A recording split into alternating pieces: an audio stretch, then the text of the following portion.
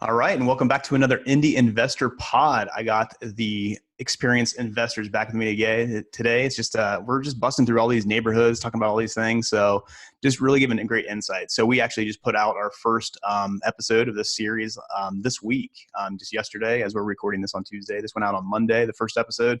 Really positive feedback from you guys. Just really appreciate what you guys are just kind of putting out there, your expertise, your insights. So I got Steve Lehman, Dave Short, and Sterling Davis with me again today. And we have 2 more episodes left of this series. So today we're breaking down just kind of the north part of Indy inside the loop. So got the Sobro and the Pike and Broad Ripple, all that stuff right there. And then we'll kind of talk about next episode, wrapping it up. We'll talk about everything outside the loop. So with that, let's get on with the show. All right, and welcome back to another Indy Investor Pod. I got Steve Lehman, Dave Short, and Sterling Davis with me here again today, and we're going through this series. This is episode 6 of this 7-part series, just kind of rolling through these neighborhoods, talking about all the different just kind of tips, tricks, things to be careful of, experiences, stories, all this stuff when it comes to these types of neighborhoods. These guys are doing a great job of breaking it down. Really appreciate them helping me out with this. And like I said, it's been some really good insight from some of the other investors out there that are looking into these neighborhoods.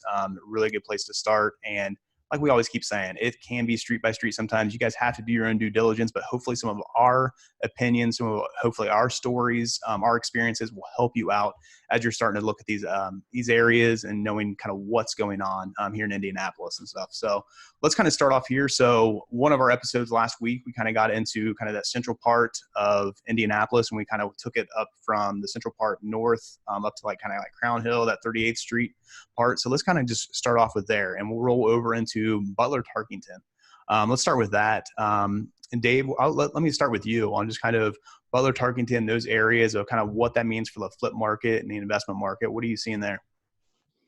Well, it's always been hot, and the Butler Tarkington area is kind of one of them areas because of Butler University has almost always been recession proof.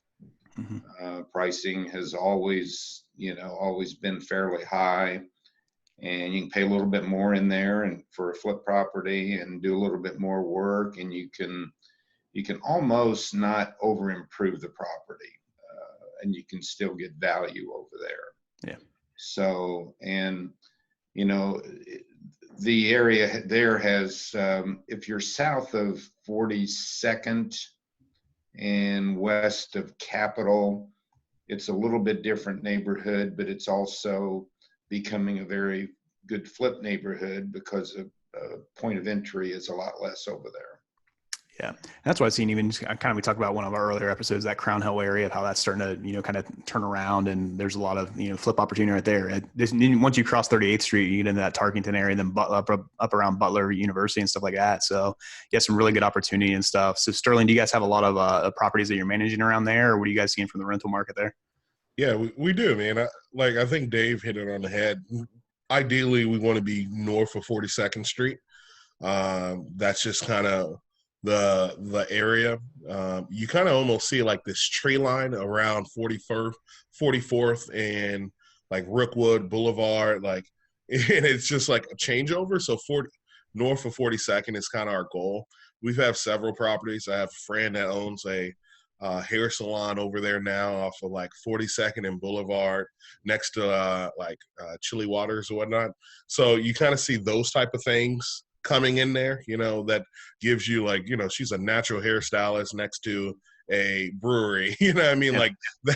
That is what you see when the neighborhood's turning over. Next to it is probably a coffee shop. That's right. But that's so true. That's something that I've definitely seen over the last, 5 years of kind of how that's changed. Just the stuff that they've brought, the businesses that have come in there and the restaurants that, obviously during this pandemic, it's all up in the air and stuff like that. But right. They've brought in there are some pretty big names and stuff like that, of places that are doing really well. Especially, you can't, a Butler basketball game, you can't go anywhere down there. You can't drive, you can't park. it's crazy. No. Like that. What's amazing is in those areas, as soon as you see the local coffee shop, then it's hitting. It is. It's something as small as that. As soon as you see that local coffee shop, it becomes a walkable, Oh man, it's crazy because on 59th, we had a house, I think it was 59th Street, and it's cattle corner to to Butler's Hinkle Field House. And our investor bought that house. It had a basement, everything, really nice house for $215,000. And that was 3 years ago, right? And we were renting it to, like, multiple professors would rent it. And as they go, another professor would get it. And it was just this like common thing that kept happening. But it just was so insane that he was able to buy a house that had like the integrity, the wood floors for $215,000 was just crazy to me. Yeah. Yeah. So and that do you know what that's valued at now? What would you put the ARV on that thing right now? Do you know? ARV now is north of 300,000, honestly. Yeah. So, it's pretty crazy. And we're talking about, Dave was talking about that walkability and stuff like that. When I kind of think of this area right in here, this is what I really think about, with some of these, neighborhoods of, we talk about, especially like Sobro and Broad Ripple and even, Meridian Kessler and stuff like that. You have just all these little pockets of places that people want to live in, because they can walk to the local coffee shop, the breakfast spot, the brewery and things like that. This area has that all. It's defined right here in the kind of these areas and stuff like that. I mean, it's one of the favorite things. I think every time I meet Sterling for a meeting, we go down to, one of these areas for a beer or something. So it works out pretty well. So Steve, what are you kind of seeing from your aspect of kind of what you think of just like maybe the transition that you've seen from this area over the last few years and stuff when it comes to investors? Oh, I've seen it expand. My first experience with that whole area was 41st Street, and that was back in 2012, 12 or 13. It wasn't the funnest area. It really wasn't. It was rough, and it has definitely improved over the years. And every year seems to go by, it gets better and better. And like David mentioned, towards 38th Street down there, it's getting it's more lucrative to do flips down there, and buying holds and things like that. I know that 38th in Illinois, there's going to be some improvement going on over there that they've been continuously talking about. So there is opportunity still in those areas. Going north, of course, towards Butler and all that, you got student housing and rentals and stuff like that. So yeah, it's always been a solid area. Yeah. So let's kind of move over just kind of east of there and then talk about that kind of like just, north of the fairgrounds where we have, the Keystone Monon area, and then up into Sobro and Broad Ripple and stuff like that. Just kind of following that Monon trail, basically like just straight up through there, of kind of the transition I've seen. It is just crazy where, I think when I used to teach right down there at Christ the King, like right down around that area and Broad Ripple and stuff. And when first time I drove around there, I was just like, 5-6 years ago, moving out here to Indianapolis, I just saw a lot of 2-bedroom, 1-bath houses. And I'm just like, oh, this, pretty nice little area, a lot of little, beginner families and stuff like that. And now a lot of those 2-bedroom, 1-bath houses have turned into like 2-story houses. There were people just like bottom up and like kind of put an extra story on there. Or just like it's, getting a rental property down there is just like, it's crazy. And they're going for ridiculous prices and stuff like that. So what do you guys I'll just kind of open up to you, whoever wants to go first, of just kind of talking about that Sobro and Broad Ripple area. And if you want to talk on even kind of just north of the fairground and just kind of what's going on around there, I'd love to hear your guys' input. Well, now anything west of the Monon, around the 38th area is pretty hot, and they're doing a lot of big additions, big rehabs up there, and the properties tend to bring the values in the low to mid threes if they've done a full story add-on and everything. The smaller houses, the 1,100 square foot houses are bringing 180, 190 with good rehabs. What we had anticipate, I've talked to some flippers and they said, well, I can't get my house sold. And I look at them and they haven't rehabbed them to the specs that need to be done. You can't do a what I call a rent-ready rehab in those neighborhoods. You need to really do it pretty slick to get the money, but then the money will follow.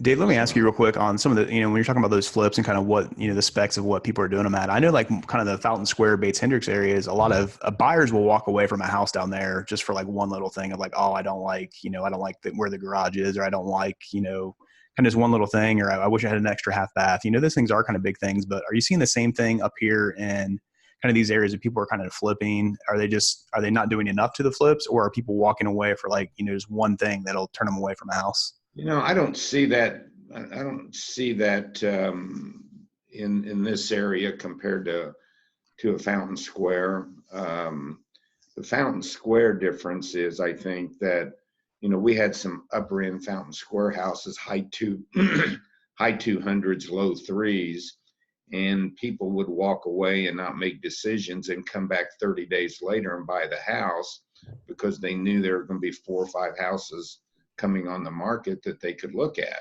Mm-hmm. So they didn't have to make an instant decision. Well, there isn't the, there's a lot more. I think there's a lot more buyers in general in that area that want to be in those kinds of neighborhoods. So they're not, they're looking at the houses and figuring out, can I make this work because I can't find anything? Yeah. Versus, Fountain Square, hey, there'll be another one coming on the market. I'll look in 2 weeks. Yeah. So the urgency of the buyer, I think, over there is a lot better than it is at Fountain Square, Bates Hendricks. Gotcha.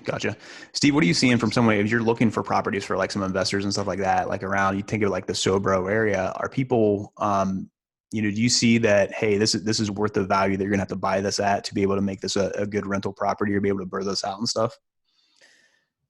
I'm not a fan of the burr strategy. I don't buy into it. I'll just be upfront about that. It's all done incorrectly.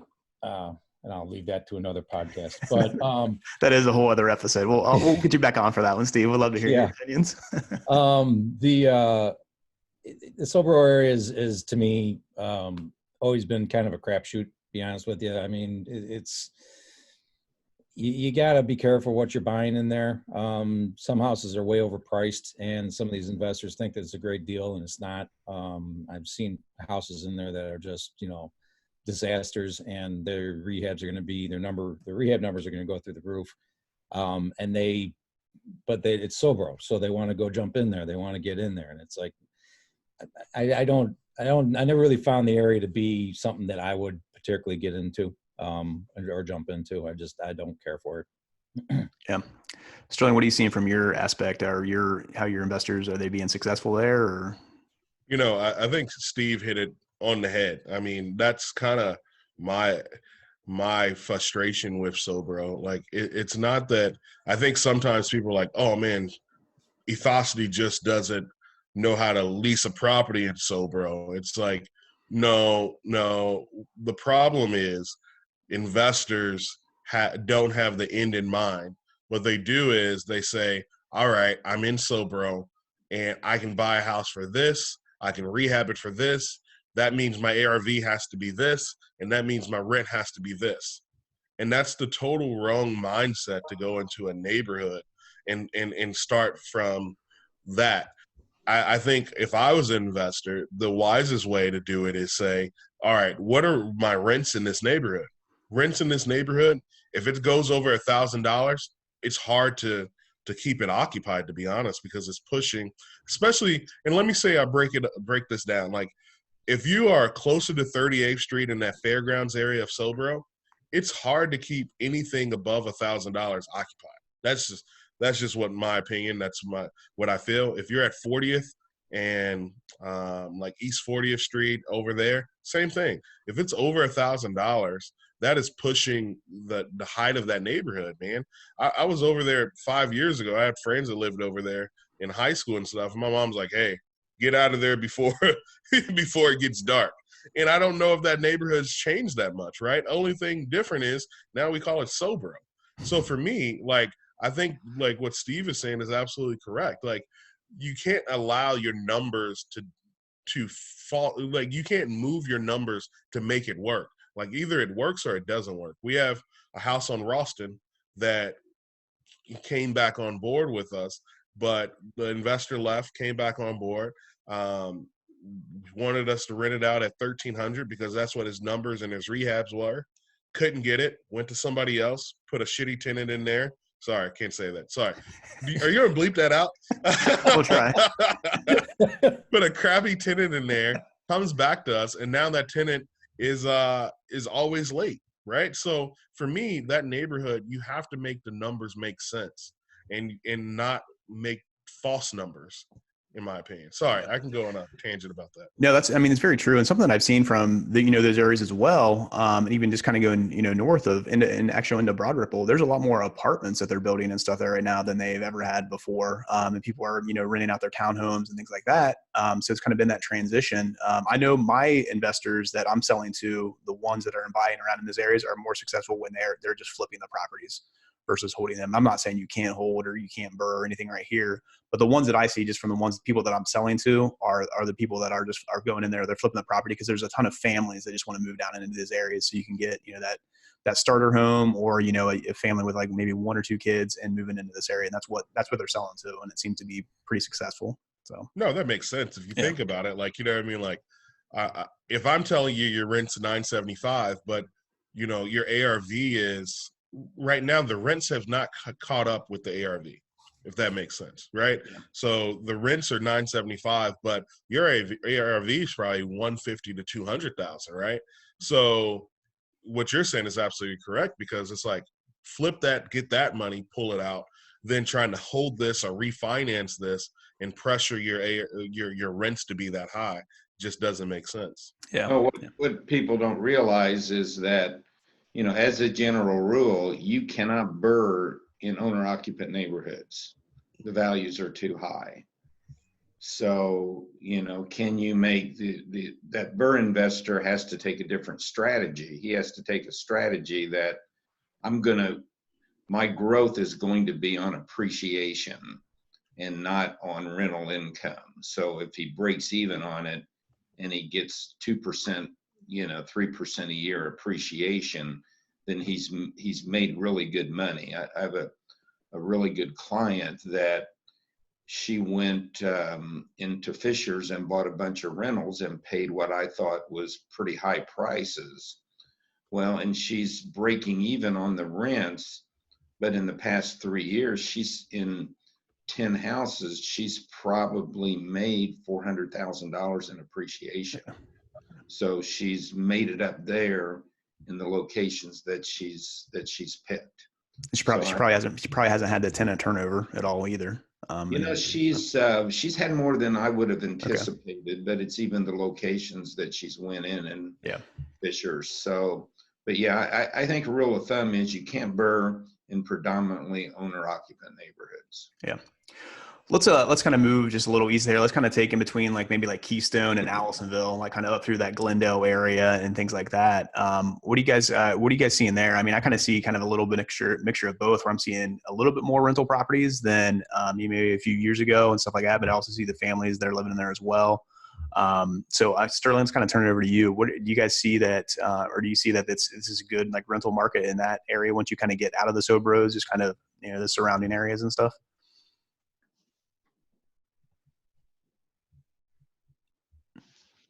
Loses audio.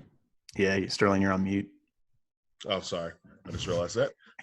So we're talking about that. So that Keystone and 100 block, are you thinking?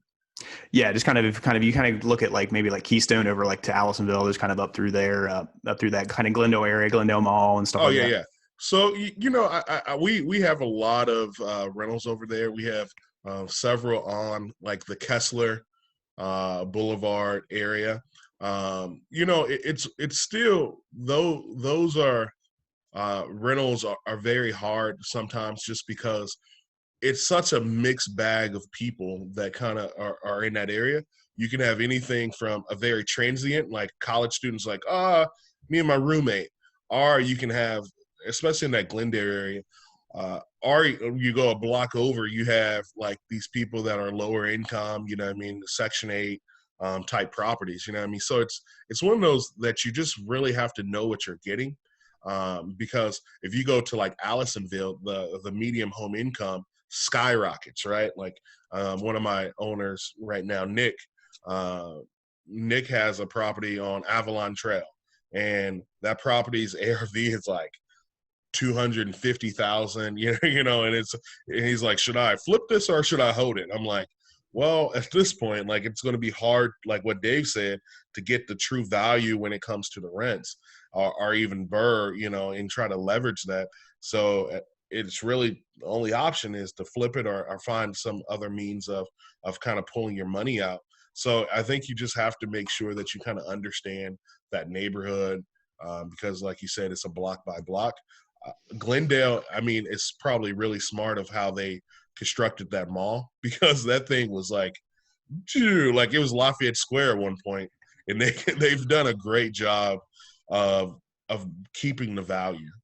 Yeah, and I'd say one of the things there, just real quick, is if I have somebody that wants to have one, maybe two rental properties, and not, or not looking at the income, then I put them in these, I want to put them in these kind of neighborhoods, because they won't have a lot of turnover once they establish their tenant base. And then they also will have some appreciation, and they don't want any management headaches. So these are the kind of neighborhoods. You're not going to make great money, but you could make really good appreciation if you buy right on the front end. But these are all predominantly, and I would say 80% owner occupant neighborhoods. There again, makes it hard to burr. Yeah. Yep. I mean, that's where when we're picking up properties anywhere, kind of, 71st Street North, definitely, but then even kind of east of there, like in the Devonshire area and stuff like that, we're picking it up. We're selling it straight to homeowners. Like, we're just, I mean, we're selling it as is. We're not, maybe doing a couple things to it and stuff like that.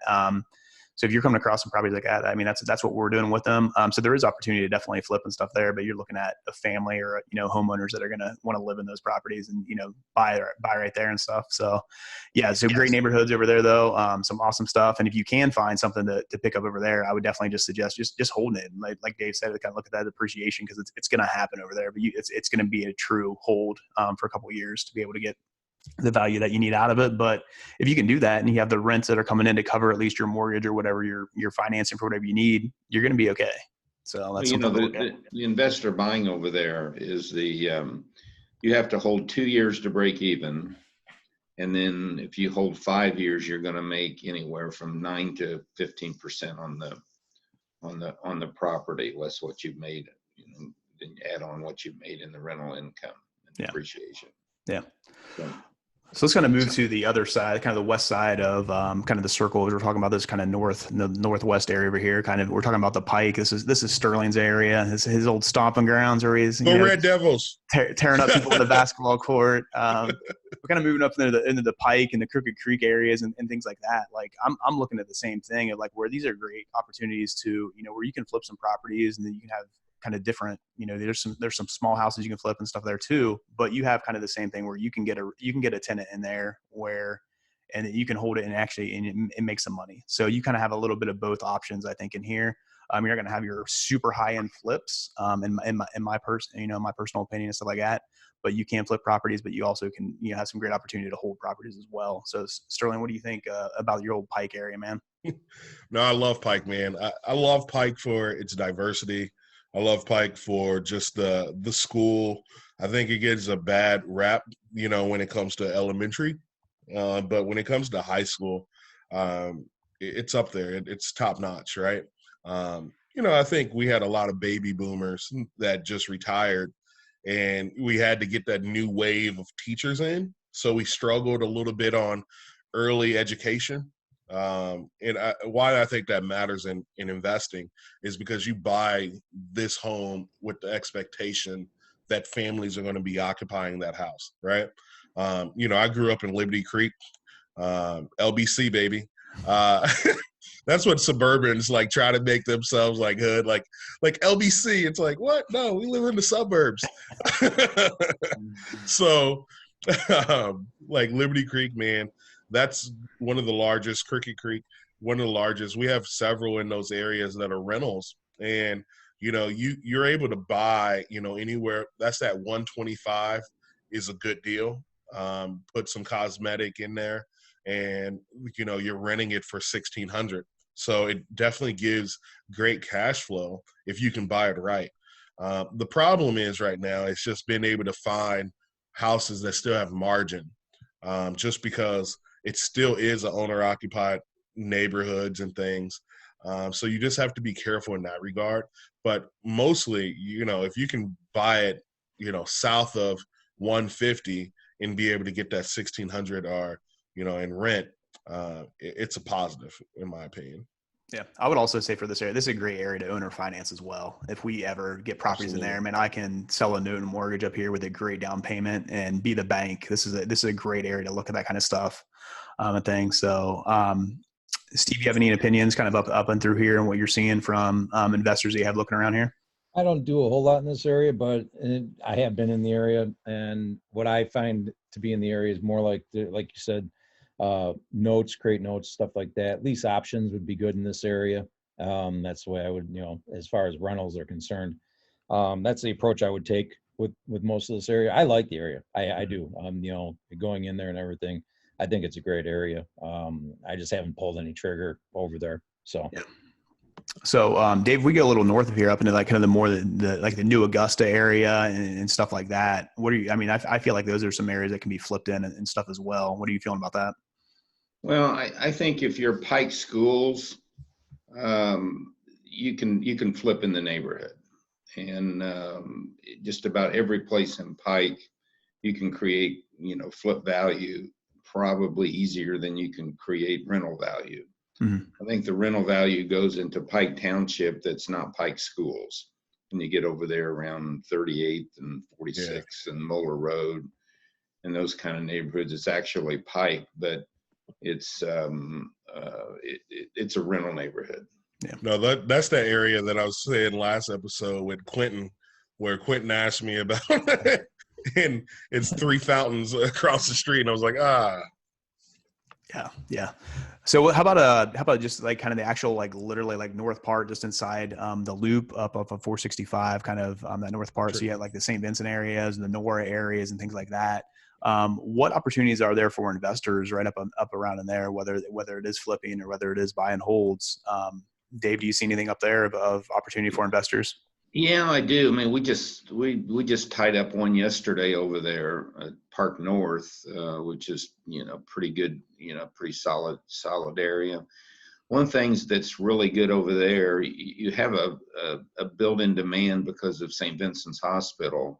Yeah. And the other thing you have that makes it a flip potential is that you have so many homeowners that's been there 30, 40 years. And so there's more, if you really drive those streets over there around Grandview, and you'll see a lot of, on the surface, it looks, well, maybe this is okay, but you give it a good look and the house is pretty rough. So you can go in there and find opportunities there on a street by street basis, and just looking at landscaping. And this is where some of the strategies of, that driving for dollars really works out. Probably one of the better neighborhoods in the city to do that, because you can find really good opportunities there. Yeah, 100% agree with that. Of just like kind of the importance of even just driving those neighborhoods to understanding what's going on, because you can drive down, a couple of streets and they look like pretty decent opportunities, stuff like that. And then all of a sudden you make a turn and you're back into a neighborhood where you just see like some ridiculous homes and some awesome landscaping. You can just tell like, hey, these are great family owned parts. And then you can look at it like, okay, which one looks like it's been dated? There's probably, an older couple living there or whatever it may be. And it might be a good opportunity for an investor to kind of swoop in and, pick it up as a great flip opportunity, or just even just a wholesale opportunity, or owner financing, or, rental as well. So, Sterling, do you guys have much up around in there? So everything we have up there are more condos.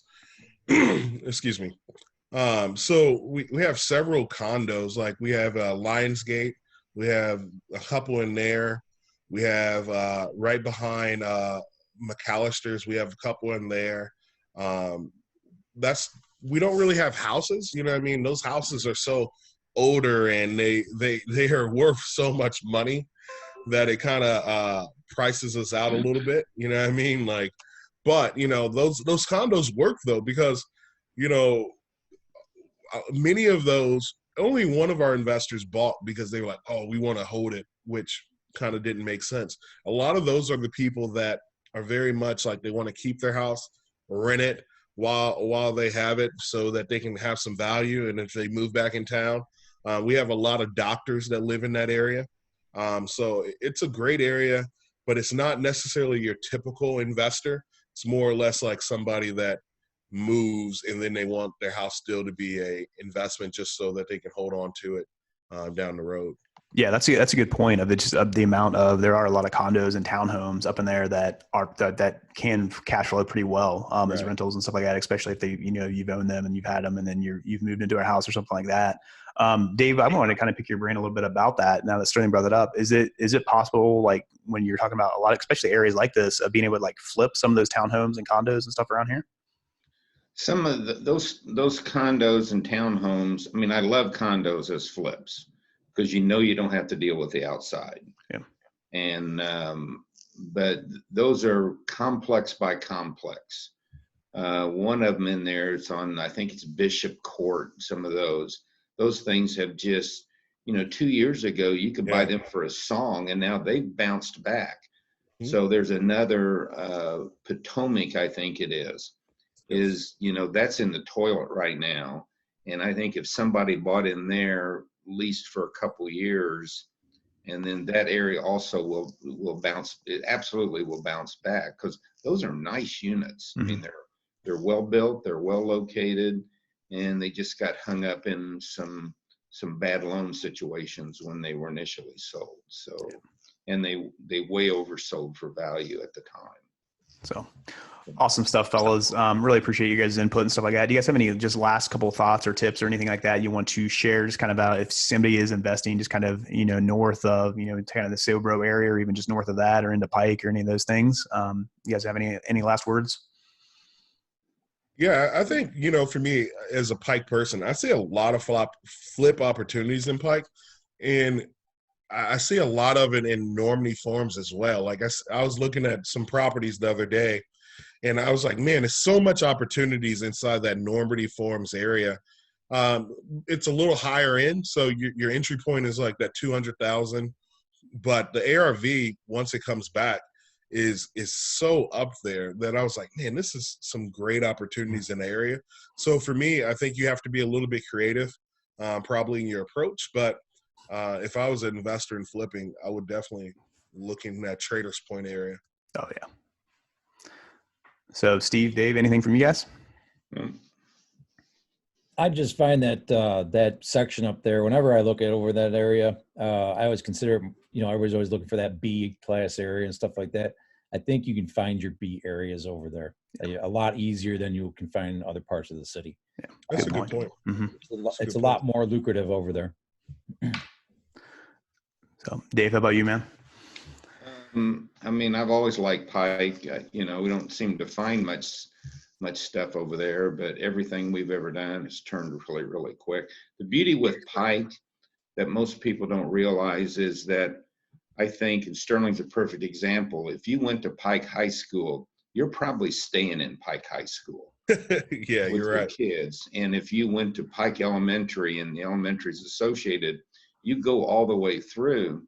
Yep. And Pike is really about the only county or only township in Indianapolis that has no room for growth. So the housing you got is the housing you got. Yep. So it can only go up because of the confined areas that exist within Pike.